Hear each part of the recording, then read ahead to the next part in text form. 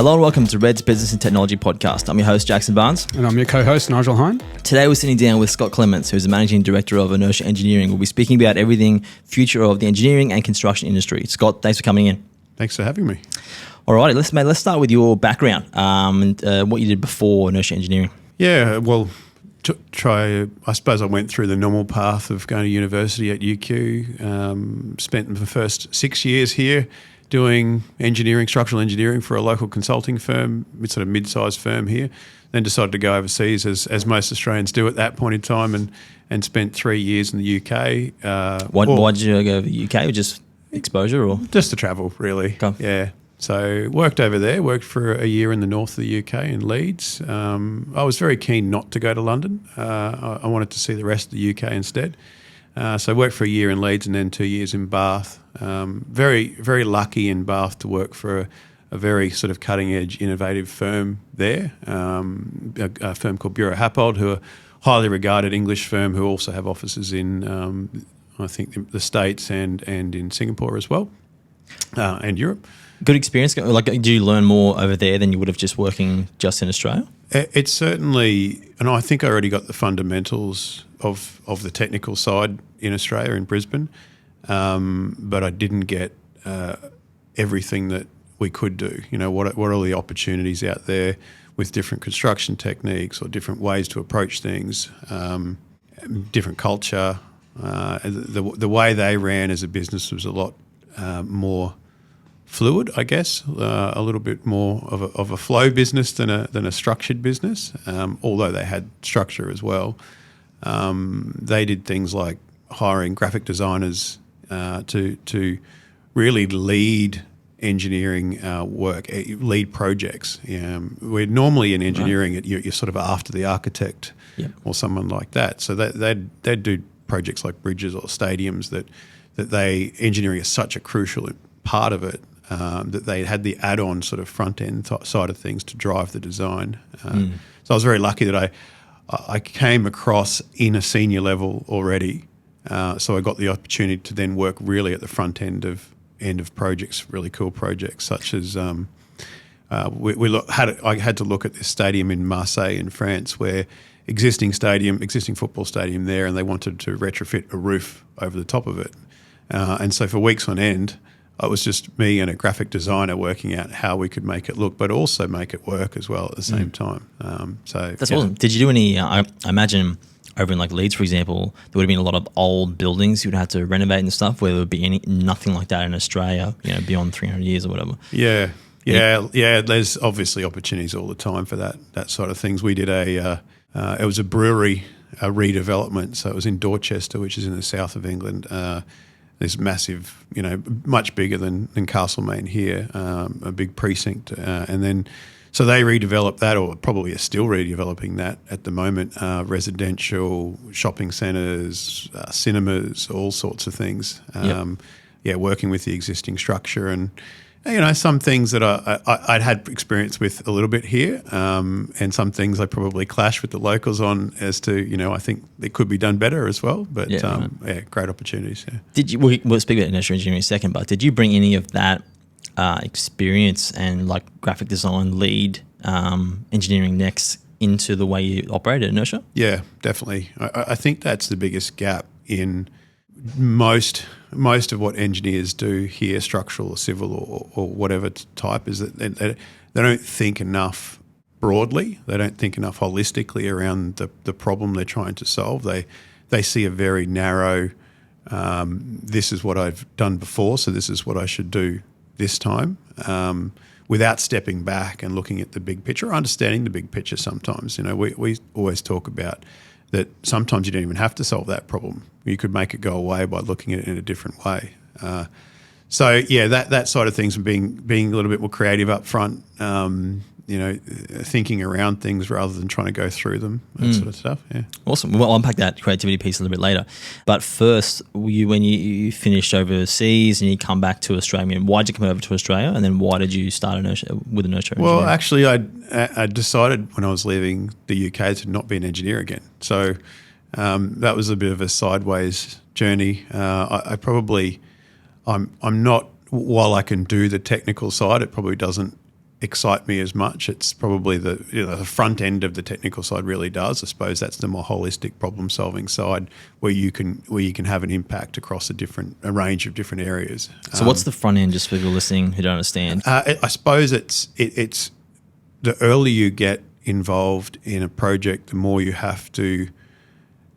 influence you can have by understanding what every different stakeholder cares about, whether it's a developer, builder, 5 or 6 different engineers you might be working on that, the architect, the town planner, the urban designer, all sorts of, we work in teams of 15 people. And I just love knowing what sort of everyone really cares about and getting involved in that side of things. So I can then, even though my role or our role within that is, less than 10%, but potentially at the front end, I can think my way around a problem or help be part of a big complex team of consultants to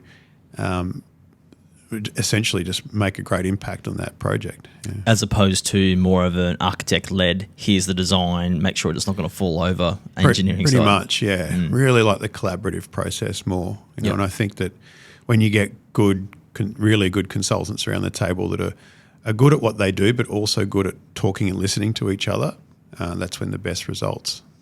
So when through the process, for anyone listening who's maybe looking at getting something in the future or in that industry at all, when's the ideal time to engage the engineering team, do you think, in the process? Always right at the front. Okay. From day one? I think so. Like we've done amazing projects. We've got engaged before the developers bought the site. Okay. So they go, look, Scott, we're looking at, Scott or Inertia or whoever it is, we're looking at this site. It might be an existing building or it might be just a piece of land. The piece of land might be, well, what are the constraints around it? How can we work around those constraints? What do we need to worry about? What do we need to look out for? What are the opportunities too? There's a few that are highly constrained sites that everyone else passes up on, but we look at it and go, actually, there's a potential solution here. Okay. And if you get it for the right price, well, then you can get the value out of it.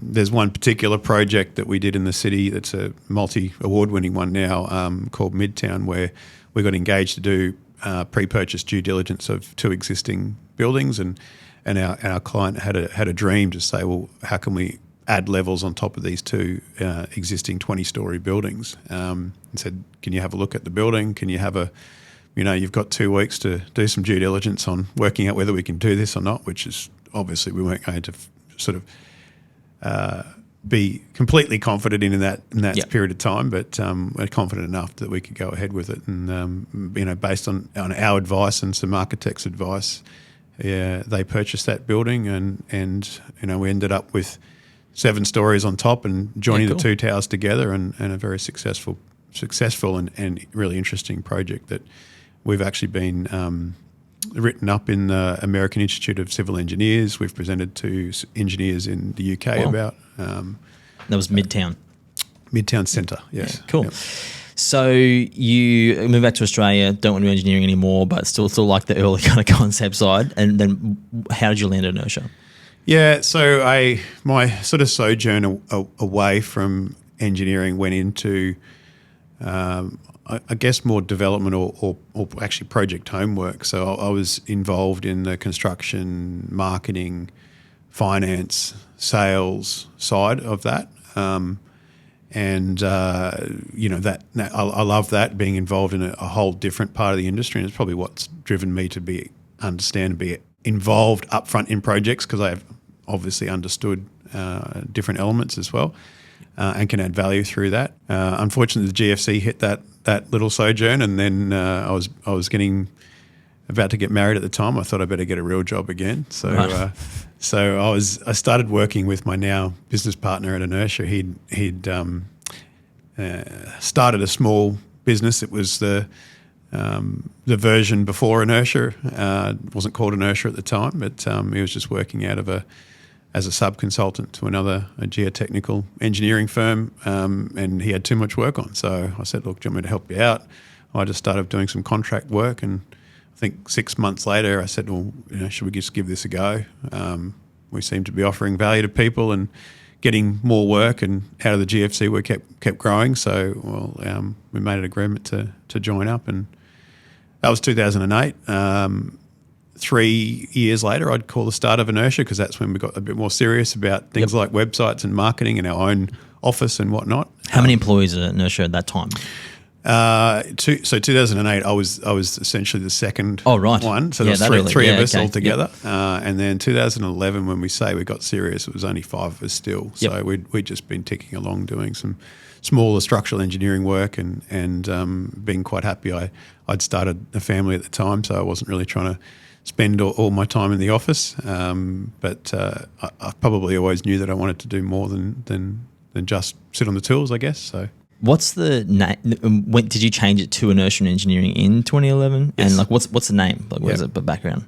The real story is I wanted momentum, but I couldn't get it. So, so Inertia was the next option. I think that it's worked out really well. Actually, I think it's better than momentum. Inertia is a little bit misunderstood, I think, as a term in this country. A lot of I know a lot of people that I've spoken to, particularly older Australians that used to use the term, think about it as inert, as in not moving. But inertia is actually, it's in its state of movement or otherwise not movement unless acted upon by an outside force. So it's so essentially our take on it is that our service is always moving and our projects stand the test of time. Okay, cool. What sets Inertia Engineering apart from other engineering firms? I think there's a couple of things. There's probably maybe 3 things, I think. Culture's always been a big drive for us. We spend and have always spent a lot of time connecting with each other, doing different social things, doing charity things as well. And I think almost everyone that's come there has said, "Oh, this is different. We really enjoy this being here." So that's probably the baseline for us, the cultural side of things. I suppose my background being outside of engineering has helped as well. So I like to teach our younger engineers more about the industry than just their narrow focus that they learn at university, which is essentially computer programs and spreadsheets and things like that. So I really like to, show them the view from everyone else's eyes, as in the other stakeholders that are involved in a project or whatnot. Mm-hmm. Probably lastly, marketing. I really like marketing. I enjoy it. And so I think that I think that some of the engineering firms are catching up a little bit now, but 10 years ago, no one was doing anything at all. Why do you like marketing? I don't know. Good question. Okay. Most business owners are natural marketers, right? Yeah. You don't think of engineers as marketers, though. But you don't think of Scott as an engineer, though? Or a marketer.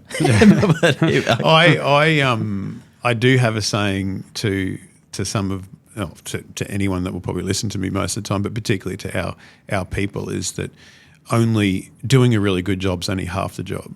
You've got to tell people about it too. Not tell people about it in an arrogant way, but let people know what you can do and the value you can offer to a project or a client, and then you get that opportunity to do it again. And ultimately, engineers love solving problems. That's generally what they did engineering for and what drives them to do engineering.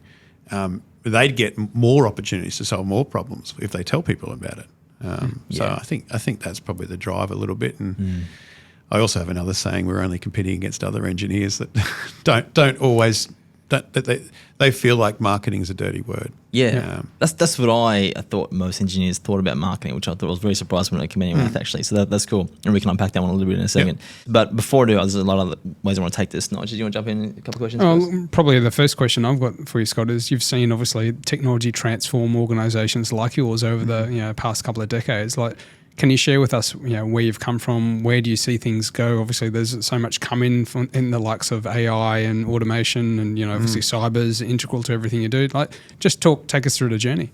Well, I'm going to show my age a little bit here. It was when I first started in before 2000. Let's just call it that. Our office had one email address that we all shared. We still had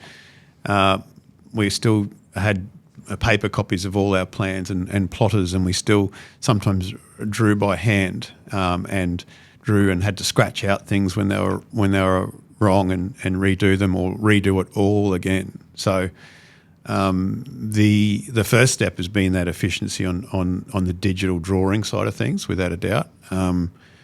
That's probably the thing that's come the longest way, I think, in the industry in my time. I think that Australia's still behind other countries. So particularly on the drawing, we're behind, or where do you see? Yeah, it's coming in now. So we, the most of the leading, I suppose, countries such as the UK or Germany always have integrated building models where, the clash detection between structure or services or anything else is almost automatic. And then that building model then gets used for the life of the building to understand what maintenance requirements and things like that are. We're doing it now, but we were slow on the uptake, particularly in the private space there.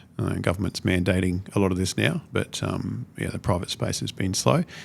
So that's probably the biggest change. I think then I'd probably go to sort of operating systems, how we manage projects, how we record our time and things, how do we record communication as well. That's something that we did probably 10 to 12 years ago.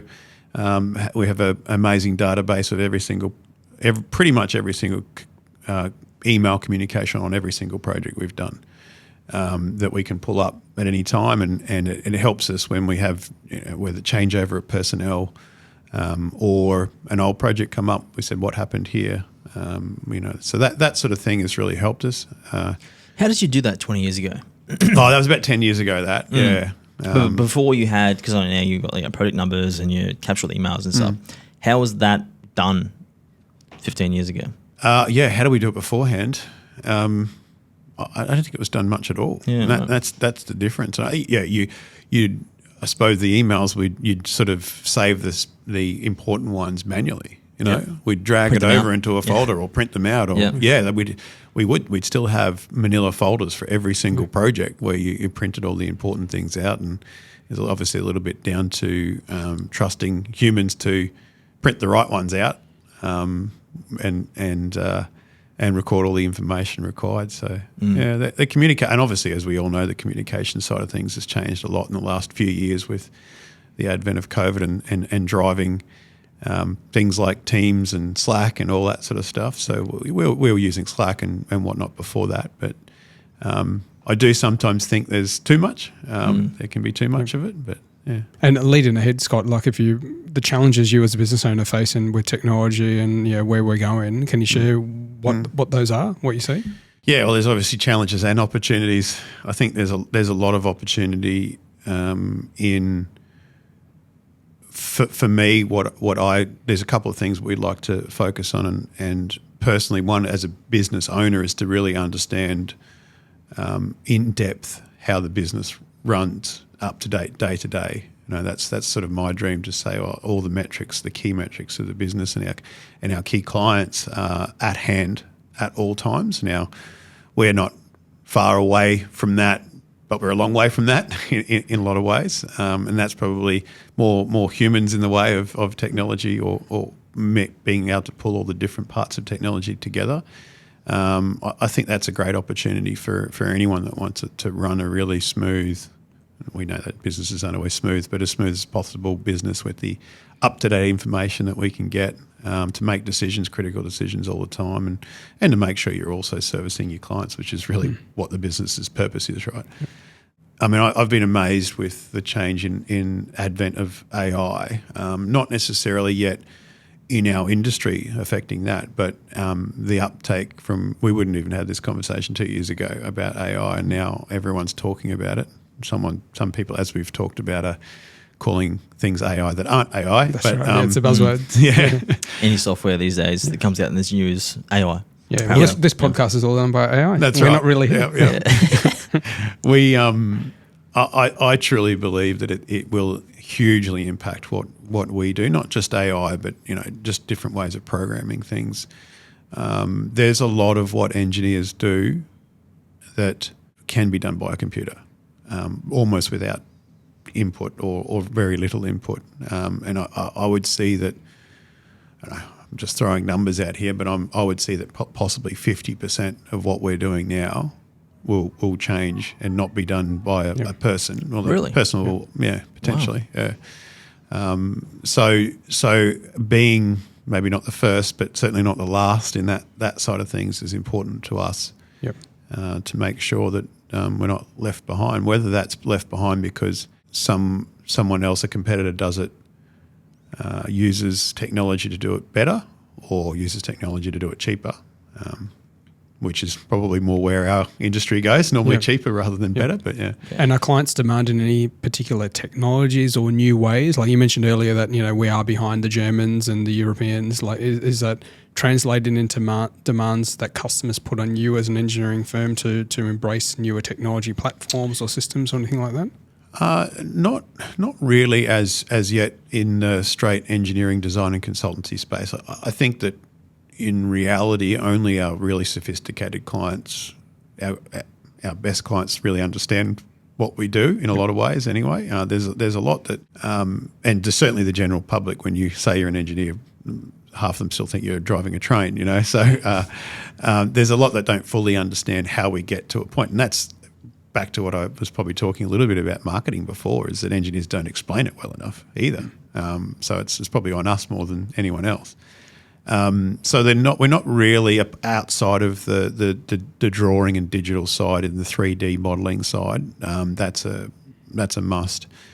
It's our opportunity to show what can be done differently. I think there's which is a really good opportunity, because once, as you know, when you put something out and show the benefit of something in that technology early, and then that's sort of automatically associated with you and your service.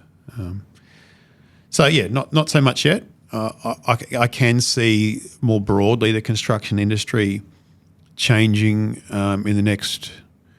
Well, I probably would have said this 10 years ago, but maybe in the next 10 years, we don't do a hell of a lot of modular construction or prefabricated construction. We tend to just throw people into something on a site.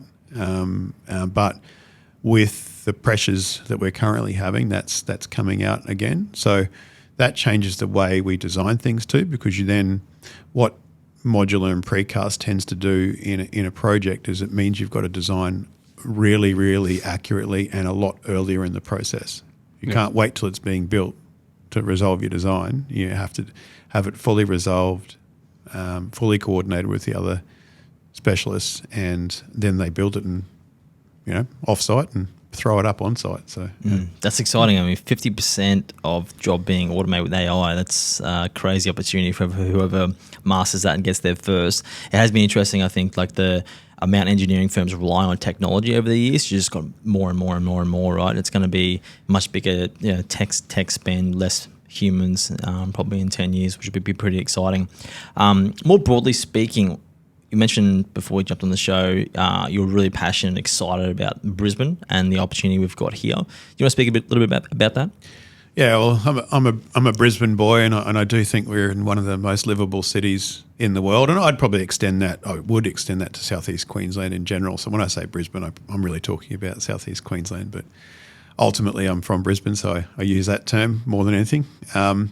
As we know, we have a major, the world's biggest event coming to the smallest place it's ever come to.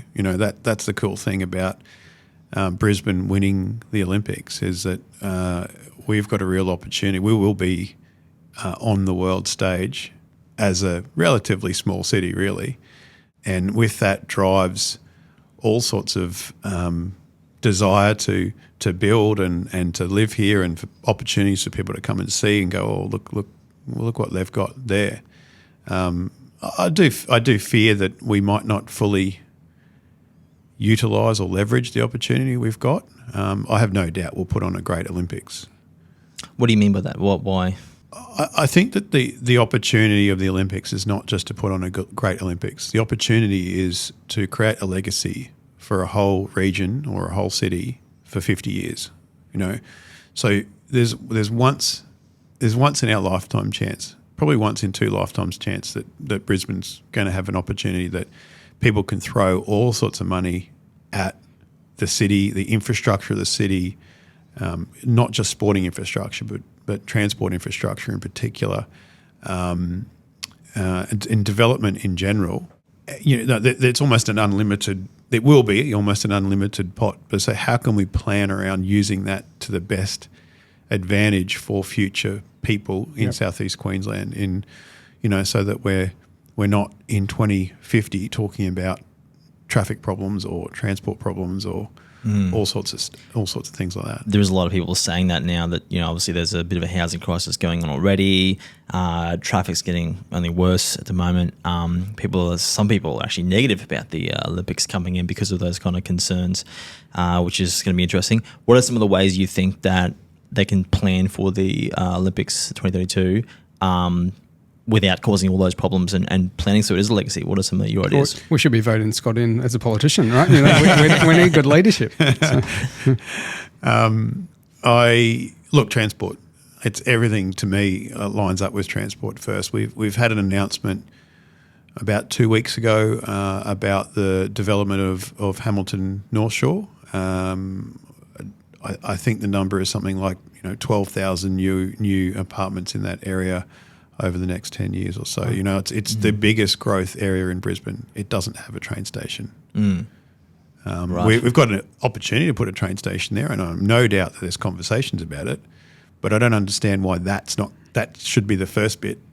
The housing bit comes after it. So we've got a funny city where we've got some really great places that should be developed that aren't being developed, and some places that probably shouldn't be developed that we generally do follow public transport, but then some of it, and train lines in particular, in our high density areas. But then we've had over a 20, 30 year period a real push for development around large shopping centres. So that might be the Frank Lowry rule, I'm not sure, but we've got a huge density at Chermside with limited transport out there outside of buses. Macrobat's the same thing. Why did we choose those hubs? Well, we know why we chose those hubs, because there's big shopping centres there. But why aren't we choosing hubs that are perfectly capable of mass transporting a lot more people? Also, please don't choose places in the flood zone like Milton, or make sure you sort of mitigate against those issues. Shopping centres and schools, that seem to be the areas everyone just flocks around there and then wants to go in those areas because of that, which is understandable because you need to get close to those things. If you're a young family, for example, you got to look for good school areas and that kind of thing. Makes a lot of sense. What do you think some of the challenges, apart from transport, we're going to see? I think the biggest one that everyone's talking about in the industry at the moment is just cost of construction. So the government spend that's happening on health right now and health in the next few years will overlap with the spend on sports infrastructure. So we've got an unprecedented spend from government on construction activities. Now, the issue with that is we've got a limited supply of people, limited supply of construction supplies, but particularly people. So those two government spends can't not happen, particularly the Olympics one. But the health one's already there and it's already happening. So what it's doing is it's driving up construction pricing throughout the whole industry. We have, particularly at that high end of government spend, they'll all be unionised labour forces with high pay rates, and they're starting to suck up other sort of not normally government trades going into that space, which I don't blame them. They're looking for the best return and the best pay and all that sort of thing, but it's pulling them out of the private development space. And the private development space is the space that provides all their houses. which is super important because, like I said before, it's already in a housing crisis. There's all this health and Olympics kind of construction going to happen, and people need to be in construction and building those kind of things. The construction industry has had a pretty terrible time over the past few years, right, with collapsing and, like you said, shortage on people and increasing costs, going crazy, and it's a risky business. I think everyone, even 5 years ago, looked at construction as potentially the risky kind of industry, but I think now even more so than ever. What are some creative ways that industry can fix those challenges? Well, it's interesting. It is. I think it's starting to be fixed a little bit already. Okay. The real issue with builders, and I'm not an expert necessarily on how they contract and the solutions there, but the real issue is that they lock in pricing on a particular day, and 2 years later they're still building it. And what happens is that their input costs in their model of the price change, but their end price doesn't. So I've said that I'm going to build this for $100. I know my costs are $80 at that point in time. 2 years later, my costs are now $110, and that's what's happening. And it's a particular contract system that does that. There are other models out there that are starting to be used a lot more frequently now. Like cost plus kind of models? Cost plus, managing contractors, a number of different ways of doing it, where builders have just got to the point where they don't have to accept the other way. Probably we're all our own worst enemy in construction, and engineers are no different, but builders are the same. Once it gets quieter, they'll start going back to that and accepting it again. Yeah.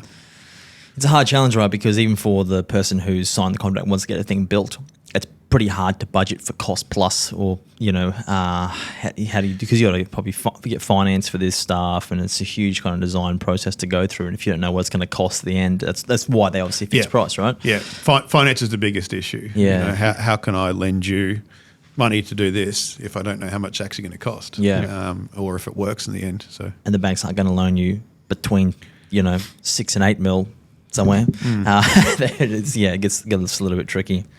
But I think that a friend of mine always says the solution for high prices is high prices. So the market does sort itself out at some point, but we probably just have to learn from these big swings. Brisbane hasn't had a big swing in market forces in construction for a long time, and that's been a great place to work because we can know what's happening. But what we aren't very good at is when there's a big change up or a big change down, and that's the problem. Without getting political here, what's your thoughts on the housing, like the residential housing shortage, and what do you think can be done? Yeah, it's a complex problem. I think that there's a number of things, and I do think that the federal and state governments are doing the right things as far as funding for social and affordable housing. That is it's probably a little bit of a Band-Aid. I think throwing some money at something very quickly to go, well, this now needs to be social, or now it needs to be affordable. The longer term fixes are probably a couple of things, and a couple of things I've seen done in other places pretty well. One is just reducing the costs and the red tape around construction is a huge thing. So around the approvals is particularly like 6 months or 12 months extra can add so much cost to the project. Allow people to do small infill projects more often. Brisbane's not great for that. In fact, since I think 2014, I've almost been anti putting little infill projects. Everyone likes to protect their leafy suburbs and houses, so. And that's what we vote for, to be honest. That's our fault as residents to say, not in my backyard type of thing. Yeah. But that's probably the most affordable type of infill you can do, whether it's granny flats or a couple of townhouses or whatnot. That's the stuff that actually people can still purchase or rent for a reasonable price. And I guess the other thing I've seen done overseas, and I'm just thinking more likely the UK, is that they when they have a larger project, and it's starting to be done a little bit more now, is that they actually mandate that a certain percentage of that project's affordable. So they have to be delivered so it can be rented or purchased at a lower price point, and they get plenty concessions or whatnot around that, and it's starting to be done here now. But more of that to me is a longer term solution around it. To, a bit of give and take. Yeah, it is an interesting challenge because you're right. They're that not in my backyard thing, right? Because people have their house and they want, anyone in Australia blocking their view, people get upset. I cut down a tree at my place and my neighbour said, I've been watching that tree go for 20 years. I was like, okay, all right. He was dropping stuff on the roof, so we had to get it cut down. And he's like, but I've been watching that. I was like, yeah. So I can imagine at a wider lens, there'd be some other problems from people in like the, family kind of suburbs building like a, 4-story thing with much more affordable housing. Yeah. A lot of other people will get not happy about it. I'm seeing, and the issue normally happens is that it takes a lot of pressure to shift people's perceptions. And once you start, I asked this question of a leading Yimby, yes, in my backyard advocate, not long ago, and I said, do you see this? Do you see actually Yimbys winning in other parts of the world? And she said, yes, there's parts of the States, for instance, and it's just come up around because of the simple pressure of, having, for instance, homeless people on the street, or having, things that aren't working well in a community, and then going, all right, I can actually understand how helping provide lower cost housing will help the whole community. Not, it might a little bit negatively impact me at the start, but everyone gets used to it after a bit anyway, and they've actually got a better, stronger community to live in. It's just that we don't have, I don't think at any level of government, anyone with the strength to stand up and explain that and show it and lead it. But particularly at a local government level, it's, we're very, this is probably a broad statement that I probably shouldn't say, but it's a broad statement, but very reactionary to the vocal minority.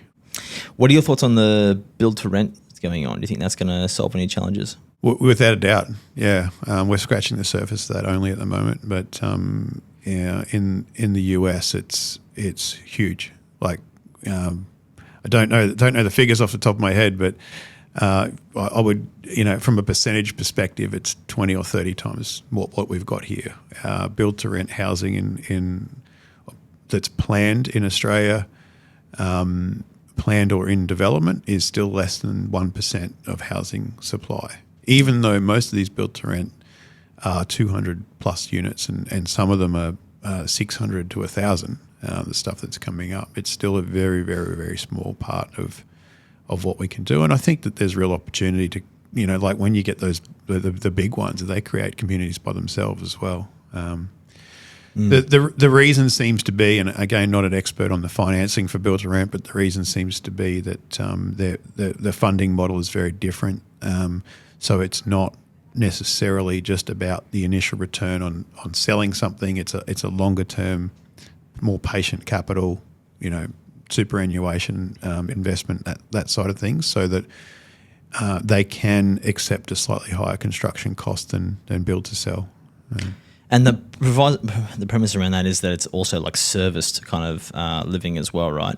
So for the people that can get into cheaper housing, doing like a build to rent kind of thing, and lower cost of living, also get better service and a bit of a community. You look at like Gasworks, for example. That's pretty cool over Gasworks, actually. There's some good apartments up there, for example, with downstairs. There's heaps of culture you can go down to, and shopping centres right there, and it's good location close to the city. So I mean, if I think of build to rent, like that kind of concept makes a bit of sense, to be honest, for Brisbane. Oh, look, if I was mid-20s and wanting to somewhere to live, I'd be definitely looking at that as an option. Yeah. Great services. They're not necessarily more affordable, necessarily cheaper from a rental perspective, because you've got to pay for all those services. But for what you get for lifestyle, it is more affordable than buying something. So yeah. All right, I think that's all the questions I had. No, anything else you wanted to add before we close out? Yeah, the only question I've really got as a business owner, leading Inertia to be one of the best in Southeast Queensland and passionate about Brisbane, Scott. Like, what are the challenges you face on a day-to-day basis? Like, give us 3 things that you see that is common as a business owner that you're faced with on a weekly basis? Good question, Nigel. The one that's obvious at the moment is lack of resources, and that is discussed almost on a day-to-day basis at our business. It's probably a little bit what we talked about with regards to the construction industry and builders not having enough people to do the work that is coming, but then we've got not enough places for them to live when they do come. So it's another associate of mine said they've got to come and build it. Yeah, build their own house. Look, that's probably the biggest, without a doubt, right now. I would say that the pressures of the industry in construction prices are also making it difficult to efficiently manage our operations. So not just through lack of resources, but because what happens often with the project work is that it gets so far and then it gets repriced, and then we have to look at is the pricing an issue? Will it go ahead or not? Do we have to change it? Do we have to stop? So this year in particular has been characterised by projects starting and stopping. So we're already low on resources, but then we've got to manage a constant change in our forward workflow around it. So, and as you know, doing that, it's not efficient at all. So then we're adding more cost potentially, either more cost just to us and absorbing it, or more cost to the actual project because of the change and all that. So it's ironic that higher costs are causing higher costs again. Yeah. It's like you to build in more risk in a time where people can't take more risk to be built in. So it's a weird one. That's right. Yeah, I think I've only got two major ones. Okay. There's probably lots of little things. But fairly common, I guess. I say to a lot of business owners we deal with, and even us, resource and human resources, and there's a massive challenge that, I think it comes with it opportunity, but at the same time, like what you said before, Southeast Queensland, passionate, and we're Reds, want to be the best we can be in Southeast Queensland. Like I think we've got an amazing, decade ahead of us. But to your point, can we capitalise on that opportunity is the biggest challenge. Yeah. I could think of nothing better to look back in, let's say 4 or 5 years after the Olympics and say, that was an amazing legacy that, that we've benefited a whole region or a whole state potentially for a long period of time. Absolutely. If anyone wants to find out more about Inertia or yourself, Scott, how can they reach you? Well, there's the website, www.inertiaeng.com.au, or look me up through that. Yeah. Awesome. Scott, thanks for coming in. Thank you. Thanks, Scott. Cheers.